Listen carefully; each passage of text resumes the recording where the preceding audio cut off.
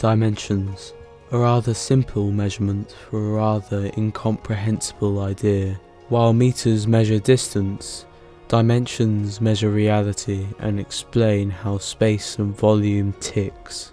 Within our understanding, there are three types of reality: 1 dimension, 2 dimensions, and the reality that we live in, 3 dimensions. Each dimension can be characterized by the amount of axes which exist in its reality.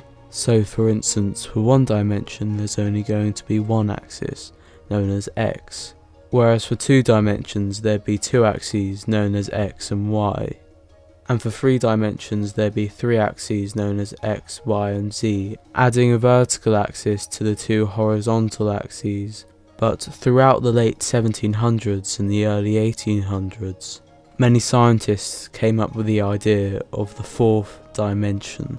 The idea first materialised in John D'Alembert's book named Dimensions. Here D'Alembert theorised that the 4th axis was in fact time, but this doesn't really explain the 4th dimension, as many afterwards have theorised that the 4th dimension isn't really time.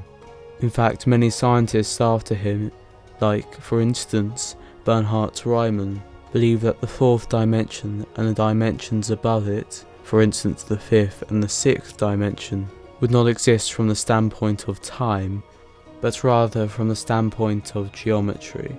And it's here where we run into problems, as unlike D'Alembert's theory, where time was the 4th dimension, Riemann's theory is far more complicated to understand, as rather than being able to rationalise a 4th dimensional being as a time traveller, we'd have to understand how the 4th dimension would really work. What even would the 4th axis really be?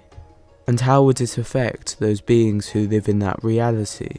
And in truth, there isn't really an answer.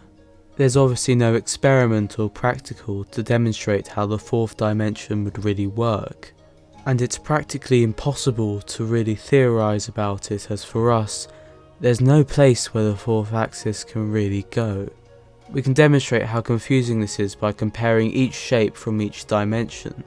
For 1 dimension there's a line, 2 the square, 3 the cube, and then there's a tesseract. A shape so far beyond our conception of reality that we cannot even tell where it begins and where it ends.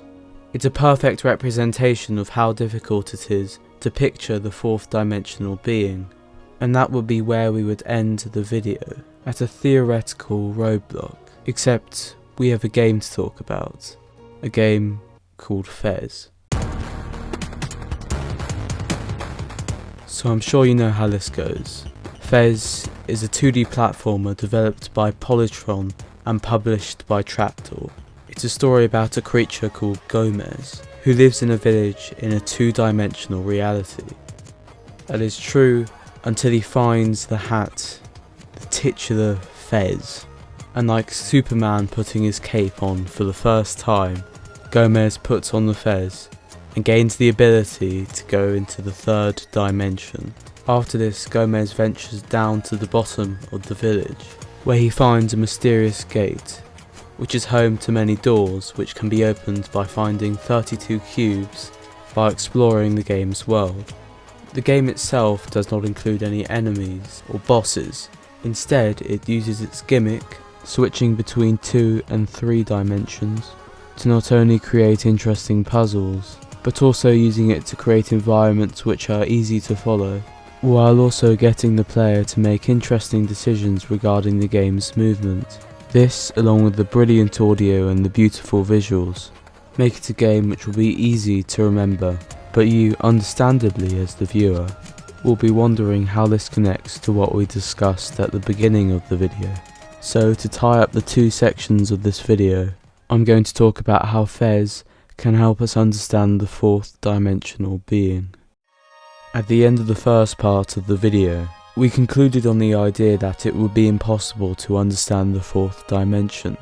It's a conclusion that many others have also come to, but there's an easier way of thinking of the 4th dimension, or more specifically the 4th dimensional being.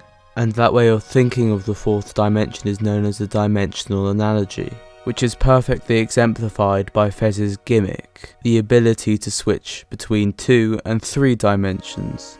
Or to be more specific, how a 2-dimensional being, perhaps someone like Sonic, would perceive a 3-dimensional being, perhaps someone like us. A good example of how this would work would be how someone from Fez's world would perceive Gomez's ability to transport himself into the 3rd dimension. They probably see his ability as a superpower and even see Gomez as godlike. And it's this way that Edwin Abbott, the creator of the dimensional analogy, would believe us, a 3rd dimensional being, would see a 4th dimensional being. And it's Fez, a 2D platformer with a fantastic gimmick, which brings us a step closer to understanding one of the most complicated ideas in human history, the 4th dimension. Thanks for watching.